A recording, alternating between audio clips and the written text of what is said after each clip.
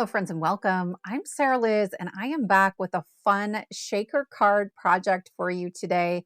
We're using a winter theme and some of my very favorite products from Trinity Stamps. So we're going to get started by using the Abstract Scratch background stamp. This is about 5.5 by 5.5 inches. So I have it in my MISTI, and I'm going to lay an A2 panel of gray cardstock on top to make sure it fits fully inside the stamp. Then I've added a little removable adhesive, and I'll just flip my MISTI over to transfer that to my foam pad.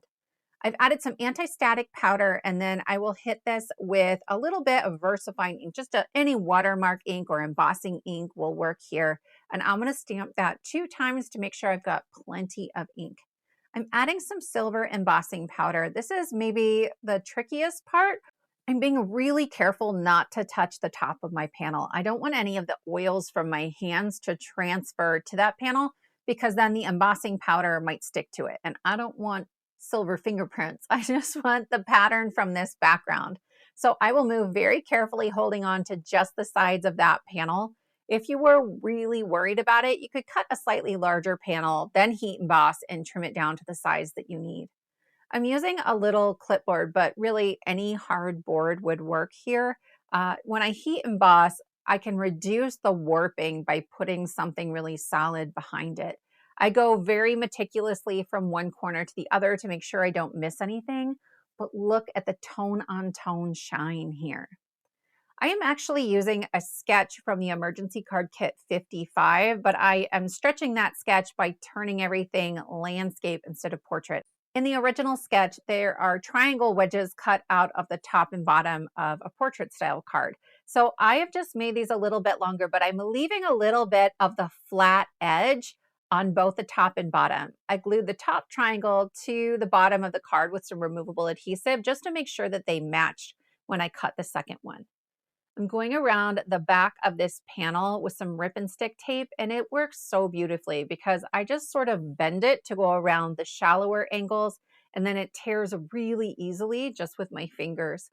I'm using recycled packaging for my shaker because this is sort of a wonky shape, but if you were making a rectangle or a circle, Trinity does have circle shaker pouches and rectangle shaker pouches that make it even easier.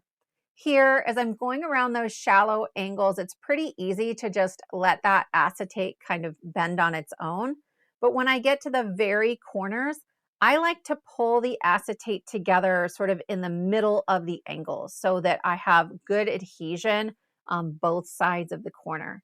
Then very carefully with my fingers, I'm just pressing the rest of it down into there.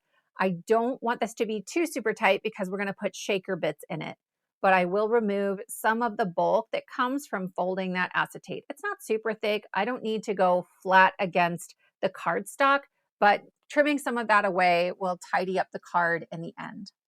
We're using, again, favorites of mine. These are shaker bits. I have the sparkle spots in white. I love the sparkle spots, and there's new colors, and you guys, they're so good. I'm just gonna link to all the sparkle spots below.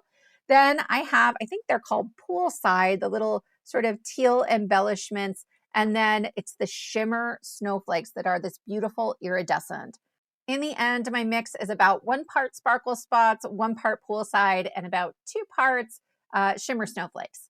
I removed the backing paper from that last bit of adhesive, and then I will wrap this last edge around. Again, I'm not pulling super tight. I want everything to be able to move really well in there. Here's another favorite of mine. It is the Celebrate cut and foil. You guys, it's so big and so beautiful. There's a die that cuts the Celebrate, and then there's a hot foil plate in the same size. So if you wanted, you could hot foil this. And then there's a shadow die that cuts them both out. There are actually a bunch of these cut and foil sentiments. There's Celebrate, Hello, Thanks, and then some seasonal ones like Easter, Joy, Seasons, Greetings. So I will just link to all the cut and foil sentiments. You guys, I cannot, this is just like a card of all my favorite things. So you'll have to humor me. I am adding little bits of glue all over the back of this. I'm using my glue press. It has my Nuvo Deluxe adhesive in it, which I find to be excellent for gluing onto acetate. It grabs a little quicker than my Bearly Art. I am going to tap off just the very side here where I felt like I got too much. I don't want that to ooze out. You would see it on the acetate.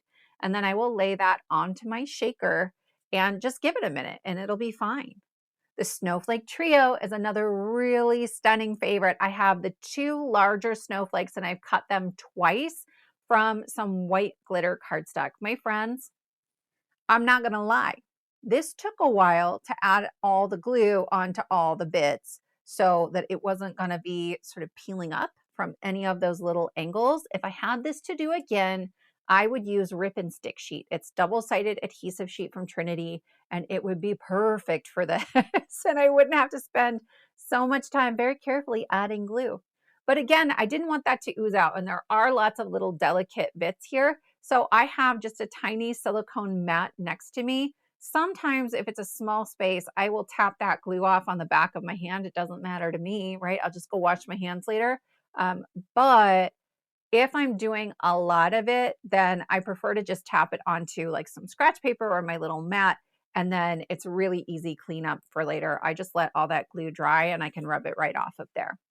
So I've added 3 of my snowflakes, but I'm going to be extra careful when I go to add this 4th one on the top right, because I want to make sure I'm going to be able to save enough to use the scrap as a 5th snowflake on the card. I really wanted to add an odd number here instead of just 4. The 4 felt a little too, I don't know, symmetrical, samey, a little too even. Okay, be very careful here. Every single side of this is an acetate shaker, and I don't want to cut a hole in it. So I was careful with my snowflakes. I didn't press really firmly against the edges yet so that I could press down on the snowflakes from the back and they would peel away ever so slightly from the acetate to make sure I didn't put a hole in anything. And then the glue was still a little tacky, so I could press them down after that and they were good to go. So you'll see it here. I'm sort of pressing down on the snowflake just to pull it ever so slightly away from the acetate, and it works beautifully. So now my shaker is done, and I'm going to add this onto my A2 panel. I have put some Rip and Stick sheet around the outside edges. Because there's acetate there, I really want that instant grab of the adhesive tape, but I'm also going to add a little glue just so I have some wiggle room in case I don't lay it down perfectly. This only fits one way on the card, and I can't trim off an edge if there's any excess because of all the acetate. So this worked actually better than I expected. I thought I was going to have to like try to wiggle it around. That's what the glue was for, but I didn't. And then again, when I go to add this onto my card base, I very carefully checked the size of my card base first because it would be nearly impossible to trim away any excess. For a sub sentiment, I'm going to add this Wish Bag. It's an emergency card kit sentiment. It's from Kit 55 that just released on my channel last week. I've been releasing free kits on my channel for a couple of years now, and I designed dies for Trinity stamps that are designed to go with them. And so we're going to grab those in just a minute.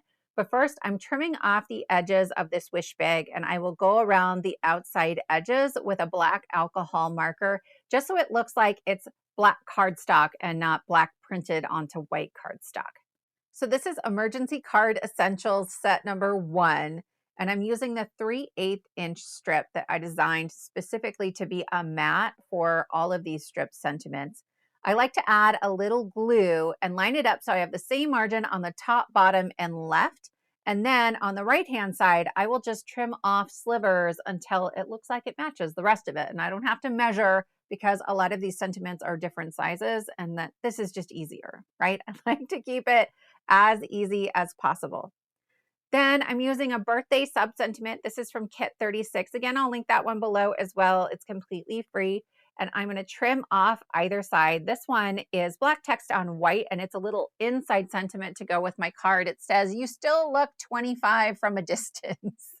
And then I will just use the rest of that strip to mat that one as well. Normally, when I add these emergency card sentiments, I will add them onto my card with removable adhesive so I can change my mind later if I want to use that card design for a different occasion, but I'm gonna forget. I was up past my bedtime and I totally forgot. So here I am with the wet glue. I'll be honest, removable adhesive doesn't stick to acetate all that well anyway. So maybe this was for the best. So I'm adding Wish Big right beneath that Celebrate. And then on the inside, I will add my sassy sub-sentiment. So now it has to go to a sassy friend, but you could certainly leave that off or add a sweeter sentiment from the same kit if you wanted. But friends, that is it. This was a pretty quick and easy card, and it shakes so beautifully, and it's a little bit different without being a lot of extra work. I hope you're inspired here. I hope you'll give something like this a try. Just pull out your favorite supplies, and you can use the card sketch as inspiration, or you can create a shaker like this as inspiration. If you enjoyed this video, be sure to give it a thumbs up and subscribe to the Trinity channel, and I will see you next time.